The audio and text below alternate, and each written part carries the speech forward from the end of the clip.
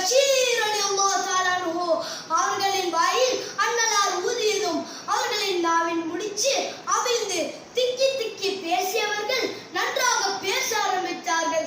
அது மட்டுமல்ல, அவர்களின் தலையில் கண்ணல் நபி ஸல்லல்லாஹு அலைஹி வஸல்லம் அவர்கள் தன் திருக்கரத்தினால் தடவினார்கள். வயதான போது அந்த சஹாபியின் முடியெல்லாம் நரைத்த போதும் அன்னலார் கை வைத்த இடங்களில் நரைக்கவே இல்லை. சுப்ஹானல்லாஹ். இப்படியாக பல்வேறு அற்புதங்களை, பல ஆயிரம் வரலாறுகள் அன்னலாரின் அற்புதங்களை இவ்வுலகத்துக்கு வெளிச்சம் போட்டு காட்டுகிறது.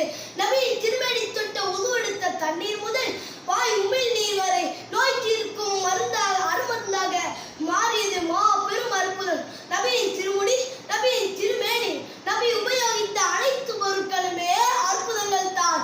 அந்த அண்ணன் நபியின் அற்புத நிகழ்வுகளை பசுமையாக மனதில் பதிய வைப்போம்.